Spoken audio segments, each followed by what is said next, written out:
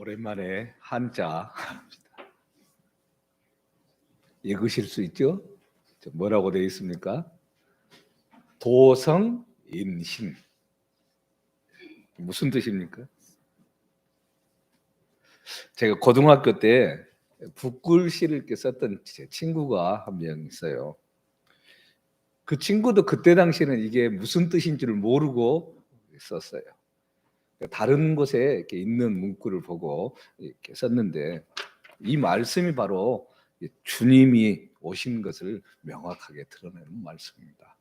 요한복음 1장 14절, 말씀이 육신이 되어 우리 가운데 거하신 바로 예수 그리스도, 예수 그리스도의 성육신을 나타내는 말씀이 도성인신입니다. 인간인 아기 예수의 모습으로 태초부터 말씀을 함께 하셨던 그 주님께서 말씀이신 예수님이 우리에게 오신 성탄의 소식, 이것을 가장 명확하게 정리한 용어다, 이렇게 볼 수 있죠. 그리고 이 말씀으로 오신 주님을 우리가 대강절의 기간에 다시 한번 생각을 하면서 12월 둘째 주 전국의 교회들이 성서주일로 함께합니다. 그래서 성서주의를 함께 지킴으로 인해서 또 교회는 이 성경이 얼마나 중요한가, 또 어떤 책인가 다시 한번 확인하고 살펴보는 시간들을 갖습니다. 성서주의는 우리나라에서는 1899년부터 지킨 것으로 나타나고 있습니다. 당시 영국 성경공회 조선 지부 총무였던 켄 무어가 성경주의를 지키자 주창을 하고, 그래서 복음을 통해서 믿지 않는 사람들한테 성경을 보급했던, 이것이 계기가 되어서 오늘까지 계속 성서주의를 지키고 있습니다. 그리고 성경주의는 하나님께서 인간의 모습으로 이 땅에 찾아오신 그것을 기념하는 대강절, 이 대강절 기간에 그래서 들어있는 것입니다. 말씀이 육신이 되어 우리 가운데 오신 주님, 이 주님에 대해서 감사하고 더 많은 사람들에게 이 생명의 말씀이 전파되고 익힐 수 있도록 하기 위한 목적이 바로 성서주일, 또 대강절의 이 시간에 바로 성서주일을 지키는 의미입니다. 우리나라에 처음에 성경이 번역돼 가지고 우리 글로 읽게 된 것은 스코틀랜드 장로교회 선교사님들의 영향이 큽니다. 1863년부터 북중국 또 만주 지방에서 선교사로 파송이 되었던 존 로스 목사님과 존 맥킨타이어 목사님이 1871년에 이 동만주 두만강 지역에서 복음을 증거하다가, 그때 의주 청년이었던 이용찬, 백홍준, 김진기, 이성하, 이분들을 만나서 한국어를 배우게 됩니다. 이들이 1876년에 세례를 받습니다. 이때가 우리나라 선교 100주년 원년을 삼는 미국 선교사 알렌이 한국에 입국했던 1884년보다 8년 전입니다. 존 노스 목사님은 1877년에 한국어 첫걸음 이렇게 해가지고 책을 펴낼 정도로 한국에 대해서, 한국어에 대해서 관심이 많았습니다. 그래서 공식적으로 복음 전파가 한국에는 금지되어 있던 그런 상황이어서 이 복음을 전하는 방법의 일환으로 성경을 번역합니다. 1878년에 서상륜의 도움으로 번역 작업을 시작해서 1882년에 누가복음, 요한복음 번역이 출간됩니다. 서상륜은 우리 교회에서, 한국교회에서 아주 중요한 인물인데요. 우리나라 최초의 교회당이라고 이야기하는 황해도 장량군에 1887년에 솔례교회, 교회를 세운 것으로 알려져 있습니다. 그리고 1883년에 사도행전이 번역되고 1887년에 신약전서, 예수송교전서라는 이름으로 번역돼서 출판이 됐습니다. 재작년에 우리가 양화진도 가고 막 그렇게 같이 하셨던 분들은 막 거기서 그때 예수성교 원본 이렇게 돼 있던 것들을 같이 보기도 하고 했었습니다. 이것을 로스역, 로스 번역 이렇게 부릅니다. 이 성경이 우리가 가지고 있는, 지금은 이제 개역 개정판이고 그 전에 1998년 이전에 사용했던 개역 한글판, 그 성경의 기초가 됐던 성경입니다. 성경의 역사는 이렇게 흘렀는데요. 제일 처음에 하나님께서는 히브리어로 말씀을 주셨죠.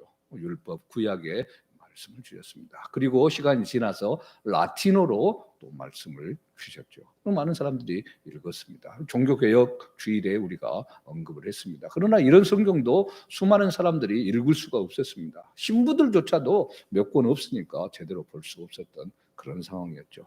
그리고 독일어로 번역되고 영어로 번역돼서 많은 사람들이 성경을 보게 됩니다. 그리고 마침내 한국어로, 바로 우리의 언어로 말씀을 접하게 됩니다. 하나님은 한국어로 말씀을 우리에게 주신 것이죠. 그래서 수많은 사람들이 성경을 알게 되고 읽게 되고 또 날마다 우리의 삶 속에서 말씀해 주시는 힘을 얻어서 공급받고 나아갑니다. 이 성경 말씀 정말 놀라운 책입니다. 신구약 성경은 1600여 년 동안 문화와 환경이 서로 다른 40명의 저자가 기록했음에도 불구하고 통일된 사상, 통일된 내용을 담고 있습니다. 왜냐? 성령님께서 똑같은 영감으로 성경을 기록하게 하셨기 때문입니다. 받아서 적어라 이게 아니라 각자의 삶의 영역, 학식 모든 것들이 다 다르지만 자기의 필체, 자기의 말로 기록을 하지만 동일한 영감을 부어주셔서 했던 것입니다. 현재 우리 시대의 동일한 언어가 아닙니다. 시대가 다 다르고 살아온 것도 다르고 뭐 직업도 다르지만 그들이 다 써서 하나로 모아보니 똑같은 주제로 나간 것이죠. 그 주제가 바로 예수 그리스도 그분입니다. 성경은 여전히 베스트셀러로 전 세계 성경의 절반 정도를 중국에서 인쇄를 했어요. 재작년 통계로 중국에서만 연 1억 5천만 권 이상이 인쇄가 되고 있습니다. 지금까지 성경을 말살시키려고 했던 수많은 노력을 기울였던 세력들이 많았지만 다 그들은 망하고 성경 말씀만은 살아서 생명의 능력으로 함께하고 있습니다. 자, 이런 예수님을 믿는 사람이라면 누구든지 당연히 성경을 많이 읽어야 함에도 불구하고 가장 또 읽지 않는 책 중에 하나가 성경입니다. 그런데 누구나 어쨌거나 성경은 한 번씩 통독해야 됩니다. 성경을 알지 못하면 그 사람의 신앙은 절대로 자랄 수 없기 때문입니다. 말씀을 말할 때 우리가 흔히 생명의 양식이다 이야기를 하죠. 우리가 날마다 밥을 먹고 또 살아나가는 것처럼 이 영혼도 양식을 먹어야 살아나갑니다. 그 말씀이 바로 성경 말씀이죠. 근데 정말 생명이 되는 양식은 제대로 먹지 못한 채 영양가 없는 음식만 먹게 되면 영적 영양실조에 걸리고 마는 겁니다. 결국 쓰러지고 마는 거죠. 간신히 중환자실에서 그냥 억지로 넣어주는 관을 통해서 주는 그 음식만 먹고 사는 것과 똑같은 모습입니다. 그리스도인으로서 활동력 있게 살아나갈 수가 없는 겁니다. 그래서 말씀을 모르는 사람은 형식적인 신앙에 그래서 사로잡히기 쉽고 또 만족하지 못하는 그런 신앙을 살아갑니다. 참된 말씀 속에서 주는 기쁨과 감격을 맛보지 못하는 거죠. 우리의 입으로 하나님의 자녀다, 예수를 믿는다 하면서도 성경을 읽지 않는다는 것은 영적인 중환자와 똑같습니다. 그래서 성경을 읽어야 된다 막 말은 하고 읽어야겠다 생각을 하는데 어떻게 읽을 것인가?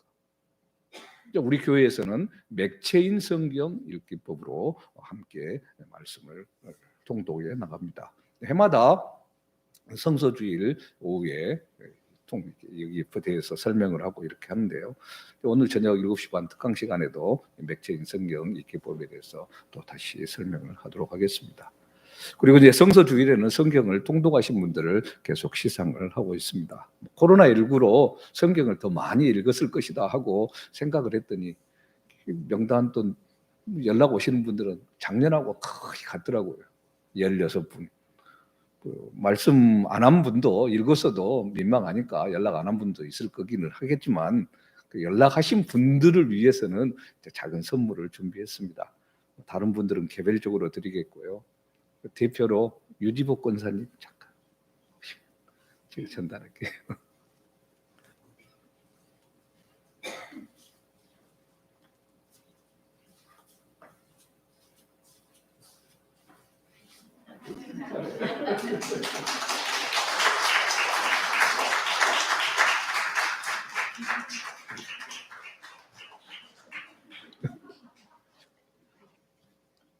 문구가 조금 민망해요. 대추야자 시럽하고 대추야자 열매입니다. 성경에 나와 있는 종려나무, 종려나무가 그렇습니다.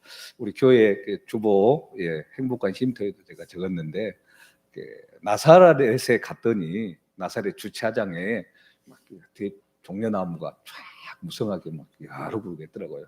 진짜 잘 익어가지고 막 땅에 떨어져 있고 뭐 그런 모습을 봤어요. 그것을 말린 겁니다. 이스라엘 대추야자 열매는 아니에요. 그래서 전에 이스라엘 것은 우리가 제가 성지순례 다녀왔을 때 가지고 와서 같이 먹고 그랬었는데, 그래서 시럽은 이스라엘 산입니다. 봉사하는 분들한테도 2개씩 넣어서 이렇게 따로 별도로 드렸습니다. 그래서 말씀 보시라고. 그래서 열매. 항상 그래서 이 성서 주일 때 선물을 뭐로 할까가 엄청나게 고민이에요. 리트릿 할 때도 이리저리 하고, 되도록이면 말씀하고 연관이 되는 것들, 말씀 속에 있는 것들을 주려고 이렇게 하는데, 대추야자를 먹으면서 또 시럽을 먹으면서 이렇게 주님의 말씀을 더 생각하는 그런 시간이 됐으면 좋겠습니다.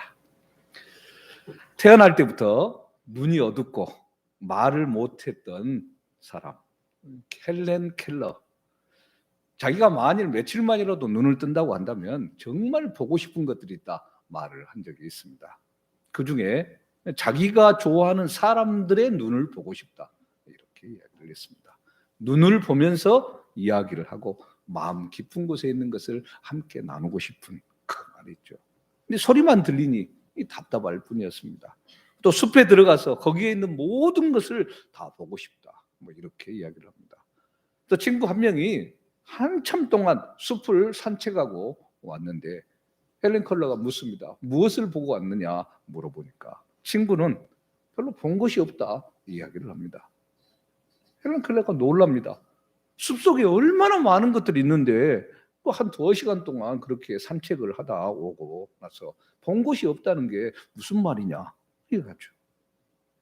눈을 가지고 있고 귀를 가지고 있음에도 아무것도 보지 못하고 아무것도 듣지 못합니다. 이유가 뭡니까? 마음속에 뭔가 다른 것이 차지하고 있기 때문입니다. 염려, 근심 속에 사로잡힌 사람, 아무리 산책을 한들 좋은 것이 눈에 들어오고 귀에 들어오겠습니까? 고민거리밖에 생각나지 않죠. 그저 그냥 걷기만 하고 지나갈 뿐입니다. 눈에 들어올, 귀에 들어올 여유가 없습니다.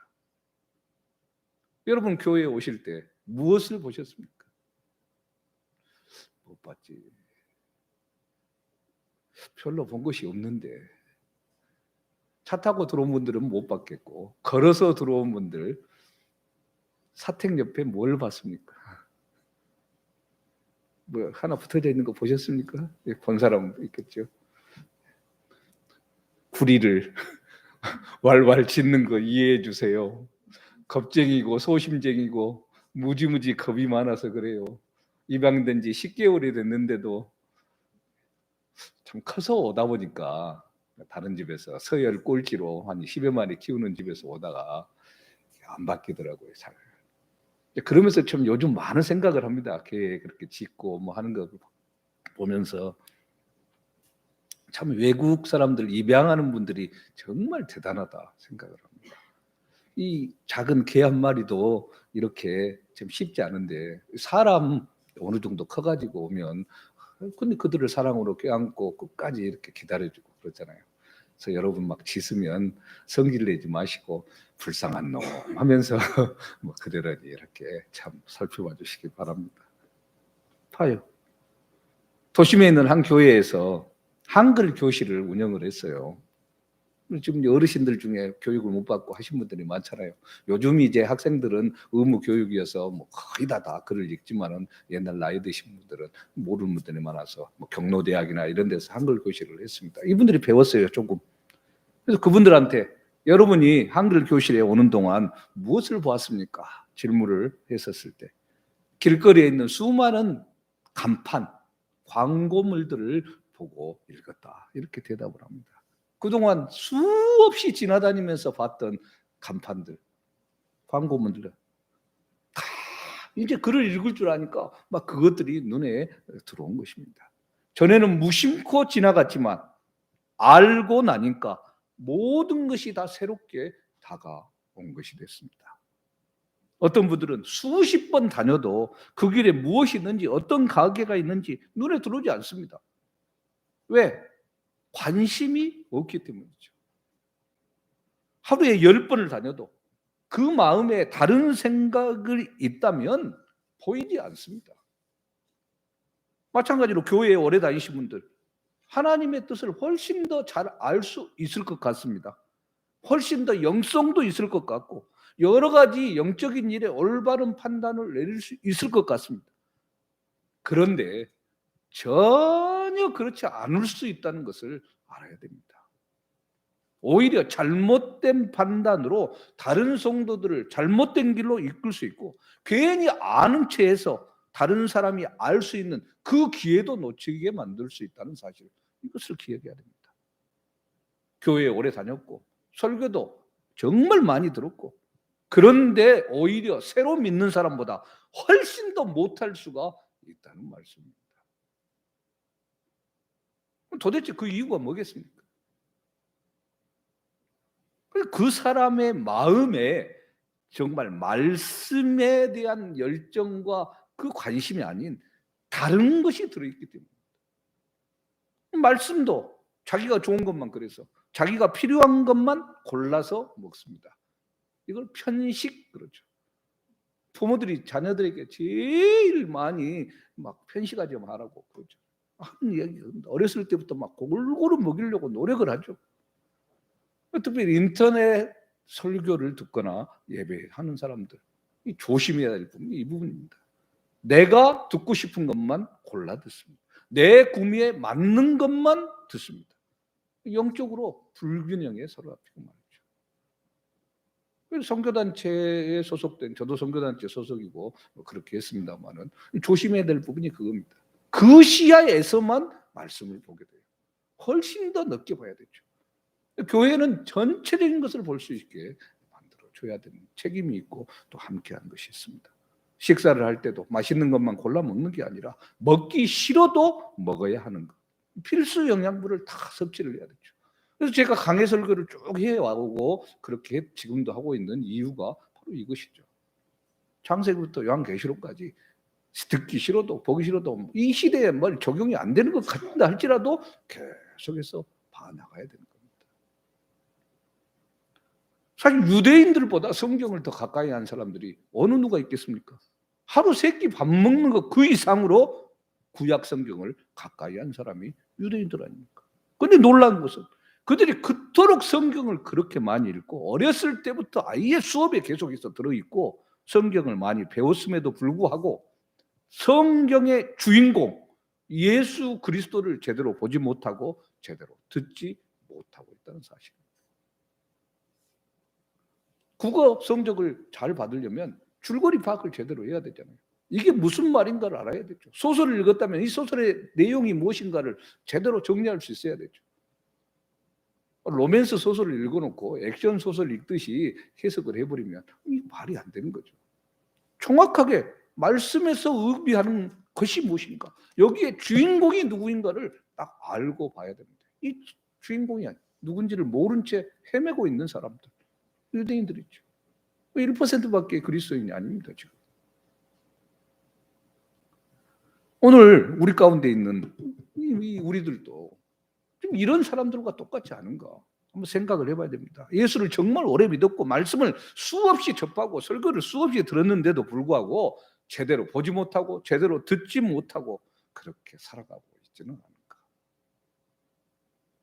오늘 말씀을 보십시오. 오늘 말씀을 이해하기 위해서는 요한복음 5장의 말씀을 다시 한번 정리할 필요가 있는데요. 이 전후 문맥을 보면 예수님께서 베데스다 연못가에 있는 38년 된 병자를 고쳐주셨습니다. 그런데 그날이 안식일이었어요. 유대인들이 와서 시비를 겁니다. 안식일에 왜 이 일을 하냐? 예수님이 뭐라고 말씀합니까? 아버지께서 일하니 나도 일한다 말씀합니다. 하나님이 원하는 일이다. 안식일을 지키라고 하는 분이 누구냐? 하나님 아니냐? 하나님이 병을 고치라고 하니까 내가 고쳤다. 무슨 할 말이 있느냐? 이야기하죠. 논쟁의 불씨가 이제 어떻게 터지냐면 아버지가 일하니까 나도 일한다. 아버지와 자식이라고 얘기를 하고 아버지와 나가 하나다 이야기하니까 신성 모독죄 이렇게 또 들고 나오죠. 예수님이 하나님이 나를 보내셨다. 이 주제를 바꿉니다. 나는 어떤 것이라도 나 혼자 내 마음대로 하는 게 아니다. 아버지께서 보내셨고 아버지께서 시키는 일을 한다. 강조하죠. 그래서 30절 말씀입니다. 내가 아무것도 스스로 할 수 없노라. 듣는 대로 심판하노니 나는 나의 뜻대로 하려 하지 않고 나를 보내신 이의 뜻대로 하려 하므로 내 심판은 의로우니라. 예수님께서 세상에서 말씀을 증거하고 역사할 때 가장 힘들었던 게 뭐냐면 사람들이 예수님을 믿지 않는 거예요. 하나님의 자녀라고 하나님의 아들이라고 믿지 않는 겁니다. 남이 나를 믿어주지 않을 때 정말 애로사항이 많잖아요. 다른 사람한테서 의심받는데 그 사람을 믿게 한다는 건 정말 어려운 일이죠. 제가 나북교회 담임 목사다. 이걸 또 증명하려면 그래서 뭐 교인 증명을 띄기도 하고 노예 소속 증명 뜨고 뭐 주보도 보여주고 딱 했어요. 딱 한마디로 정리해서 뭉개버리죠. 위조한 거다. 그 다음부터는 복잡해져 버리죠. 증명을 해도 끝까지 그 가짜다, 만든 거다, 뭐 해버리면 이 믿게 한다는 게 쉬운 일이 아닙니다. 그래서 예수님께서 뭐라고 얘기합니까? 귀 있는 자는 들을지어다. 말씀을 정리할 때 말을 하는 거예요. 무슨 소리입니까? 사람들이 하도 믿지 않으니까 그래 믿을 사람만 믿어라. 오늘 말씀에 예수님의 이런 고통이 잘 나타났죠. 30절 하반절에 내 심판은 의로우니라. 스스로 자신의 말을 참되다 해야 하는 입장. 나 진짜 나북교회 담임 목사야. 참 이게 얼마나 참 황당할 일입니까? 제자들이나 주님의 말씀을 들은 사람 중에 누군가 말을 해야 되는데 예수님 스스로 증언합니다. 근데 생각해보면 예수님에 대해서 증언할 수 있는 사람, 제대로 알 수 있는 사람은 없습니다. 예수님 밖에 없습니다. 그것도 예수님 스스로도 어떤 증거를 받을 필요가 없는 분입니다. 그래서 그런데도 예수님은 말씀에서 의심하고 믿지 않는 불신앙의 사람들을 향해서 몇 가지 증거를 보여주는데 먼저 33절에 35절 말씀입니다. 너희가 요한에게 사람을 보내매 요한이 진리에 대하여 증언하였느니라. 그러나 나는 사람에게서 증언을 취하지 아니하노라. 다만 이 말을 하는 것은 너희로 구원을 받게 하려 함이니라. 요한은 켜서 비추이는 등불이라. 너희가 한때 그 빛에 즐거이 있기를 원하였거니와. 자, 예수님을 증언한 사람이 누굽니까? 세례 요한이죠. 세례 요한, 예수님에 대해서 증거하는 하나의 등불이라고 얘기합니다. 등불은 어떤 겁니까? 캄캄한 밤에 불을 비춰서 보여주게 만드는 거죠. 환한 빛이 비치는데 이 정도 켜면 그냥 장식 이런 정도밖에 되지 않죠. 캄캄할 때 켜져야 제대로 되는 겁니다. 오랫동안 선지자가 등장하지 않고 400여 년 동안 선지자들이 없었을 때 세례 요한이 등장을 했습니다. 빛으로 왔습니다. 많은 사람들이 그래서 다 모여들고 했죠. 그런데 뭔 역할이라고 그럽니까? 등불이다. 캄캄한 밤에 자기는 작은 등불을 밝히는 것이고 캄캄한 밤에 이제 드디어 해가 쫙 떠오르면 등불 필요 없습니다. 떠오르는 태양 주님이시죠. 그래서 뭐라고 표현합니까? 신발 끈조차도 묶을 자격도 없는 사람이 나다. 주님을 높여드리죠. 요한복음 1장 6절에서 8절에서 요한의 역할이 나옵니다. 세례 요한, 빛이 아니라 빛에 대해서 증언하러 온 사람이다. 증인이다. 그분은 빛이고 나는 등불이다. 왜? 믿게 하기 위해서입니다. 믿게 하기 위해서. 두 번째로 예수님에 대해서 증언하는 분이 하나님이십니다. 36절에서 38절입니다. 내게는 요한의 증거보다 더 큰 증거가 있으니 아버지께서 내게 주사 이루게 하시는 역사 곧 내가 하는 그 역사가 아버지께서 나를 보내신 것을 나를 위하여 증언하는 것이요 또한 나를 보내신 아버지께서 친히 나를 위하여 증언하셨느니라. 너희는 아무 때에도 그 음성을 듣지 못하였고 그 형상을 보지 못하였으며 그 말씀이 너희 속에 거하지 아니하니 이는 그가 보내신 이를 믿지 아니함이라. 예수님을 위해 하나님께서 증언하시는데 예수님의 행하는 그 역사가 그 능력의 역사, 구원의 역사가 하나님께서 보내신 그 사실을 증거한다는 말씀입니다. 예수님 자신을 증명하려고 오신 분이 아닙니다.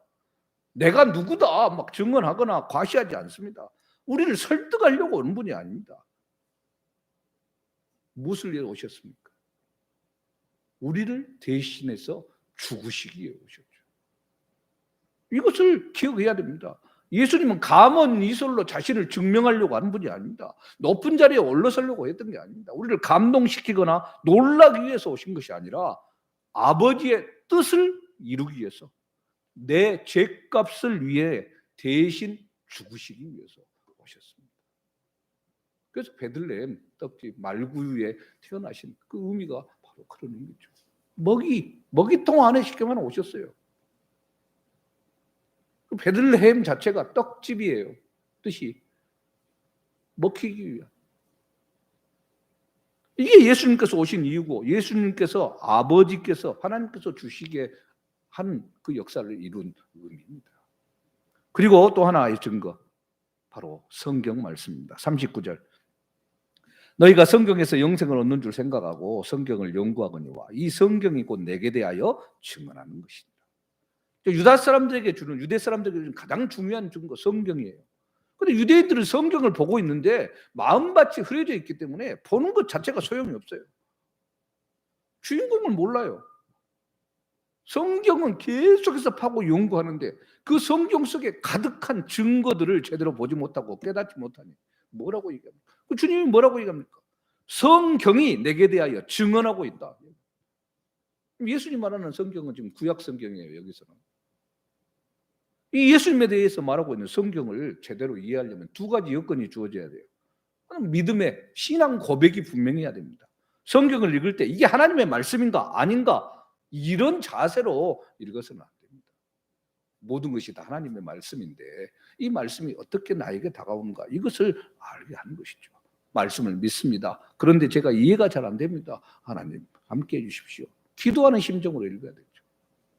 영국의 철학자라고 세계적인 지성인이라고 자타가 공연하는 버트란트 러셀 어려서부터 총명해서 굉장한 성경 지식을 가지고 있었습니다.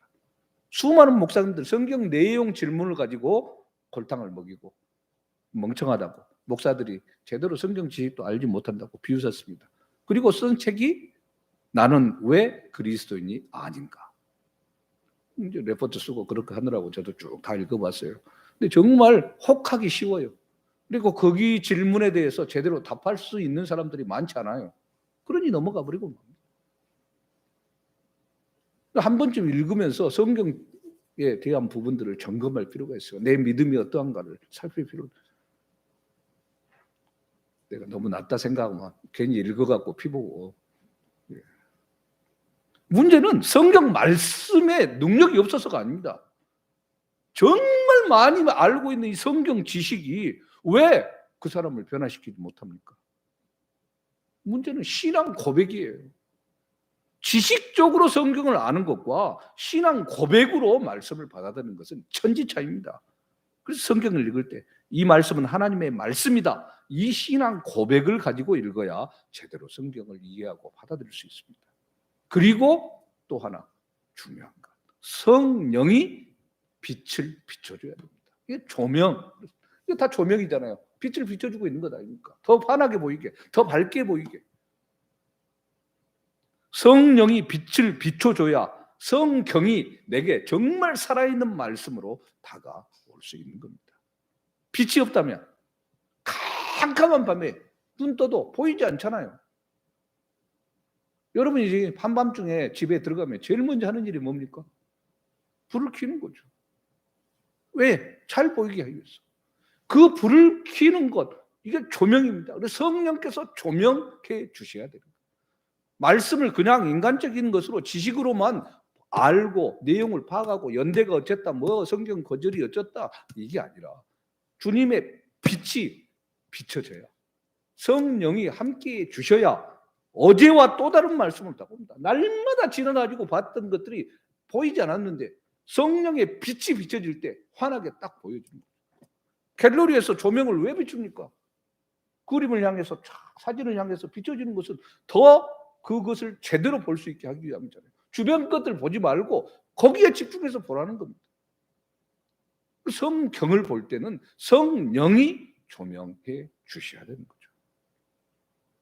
오늘 말씀에서 예수님이 말씀했듯이 여기 있습니다. 너희가 성경을 연구하지만 성경이 나에 대해서 증언하지만 왜 나를 모르냐? 너희가 정말 성경을 알았다고 한다면 나를 알았을 것이고 나를 믿었을 것이다. 분명하게 말합니다. 그러지 못하니 너희가 잘못됐다. 이건 아닙니까? 또 다르게 오늘 우리 현재 살아있는 하나님은 잘 모르고 기록된 성경 이 자체만을 소중하고 여기는 그런 잘못도 또 저지르고 있지는 않은가 알아야 됩니다. 성경을 읽는 목적은 살아계신 하나님과 예수 그리스도를 제대로 만나기 위해서입니다. 성경 말씀이 어떻고 연대가 어떻고 이게 아닙니다. 성경의 중심 예수 그리스도입니다. 구약은 오실 예수 그리스도에 대해서 예언하는 말씀이고 신약은 오신 예수님이 환하게 보여주는 말씀입니다. 그래서 신구약 전체를 통해서 관통하고 있는 하나의 사상, 예수님이 누구신가 이겁니다.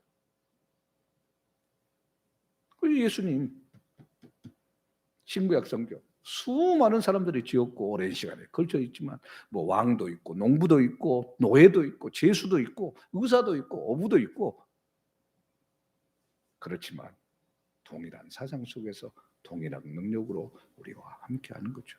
예수님은 39절 말씀에서 너희가 성경에서 영생을 얻는 줄 생각하고 성경을 연구하거니와 이 성경이 곧 내게 대하여 증언하는 것이니라 말씀합니다. 성경을 읽을 때 무엇을 먼저 생각하는 겁니까? 예수님입니다. 성경을 통해서 예수님을 만나고 성경을 통해서 예수님을 보고 예수님의 음성을 들어야 됩니다. 가끔 또 이상하게 이단 사이비로 나가는 사람들은 성경을 통해서 보는 것이 아니죠. 직동계시라고 해서 하나님이 직접 말씀해 줬다. 이단이 되는 겁니다. 주님께서 오늘 의심 많고 불신앙적인 이 유대인을 향해서 42절에서 다만 하나님을 사랑하는 것이 너희 속에 없음을 알았노라. 이렇게 하나님을 사랑하는 마음이 없으니 예수님을 제대로 볼 수가 없습니다. 그러니까 하나님의 말씀을 소홀하게 되는 거, 지식적으로만 아는 것이죠. 이스라엘의 광야 생활에 날마다 만나가 내렸습니다. 만나는 해 뜨기 전에 주워 먹어야 되죠. 그래 하루에 양식으로 먹습니다. 나가서 줍지 않으면 낮에 나가면 사라지고 없습니다. 배고프게 지내야 됩니다. 가만히 있다고 해서 그냥 먹여주고 입혀주고 아닙니다. 내가 읽어 나가야 되고 살펴야 되는 겁니다. 그 말씀에 대한 열정과 노력은 기울이가 되는 거예요. 생명의 양식 날마다 취해야 됩니다. 일용할 양식입니다. 우리에게 취해져야 하는 것. 그래서 하나님은 올바로 우리가 길을 제대로 걸어가고 신앙의 더 깊은 자리로 들어가기를 원하고 계십니다. 주의 말씀 속으로 들어가야 되는 거예요. 그래서 들어가되 앉아서 굶어 죽지 말고 먹을 것을 찾아서 헤매고 정확한 위치가 어디에 있는 것을 알아야 되죠. 천국에 열쇠를 주셨다고 그러는데 하늘에 보물 창고를 줬는데 열쇠만 가지고 있다고 자랑할 것이 아니라 열쇠를 열고 들어가서 어디에 무엇이 있는가를 정확하게 알아서 이것이 필요하면 이것을 갖다가 저것이 필요하면 저것을 갖다가 써야 되는 거죠. 그리고 그 풍성한 것을 나 혼자만 누리고 살고 하는 것이 아니라 나눠줄 수 있는 자리로 들어가야 되는 것 아닙니까? 알아야 나눠주죠. 어디에 무엇이 있는지도 모르고 속으로 막 우리 집에 금송아지 있어. 제 아무리 외친들 무슨 소용이 있습니까? 그 열쇠가 뭡니까? 성령님입니다. 성령님의 인도하심을 따라 성령께서 주시는 빛으로 예수 그리스도를 온전히 바라보고 제대로 알아야 되는 거죠. 아무쪼록 평생의 삶을 살아남은 동안 여러 가지 잡다한 이론들, 잘못된 이단 사설 이런 것에 빠지지 않고 헛된 가르침에 병들지 말고 정말 성령님께서 비춰주는 제대로 된 조명, 빛된 말씀을 가슴에 담고 정말 그 말씀을 제대로 해석하는 가운데 더 찾고도 넘치는 정말 살아있는 말씀의 능력을 체험하는 우리 모두가 되기를 주님의 이름으로 축원합니다. 아멘. 살아계신 하나님, 하나님의 특별한 사랑과 은혜 가운데서 또 오늘 하루를 성서주일로 지키게 하시고 대강절의 기간 동안 특별히 오신 주님을 말씀으로 다시 조명하게 바라볼 수 있도록 인도하신 은혜를 감사합니다. 평생의 삶을 살아나가는 동안 새롭게 다가오는 말씀의 능력을 우리 가운데 깊이 깨닫고 설 수 있도록 인도하여 주시옵소서. 함께 하시는 예수 그리스도 이름으로 기도합니다. 아멘. 다 일어나서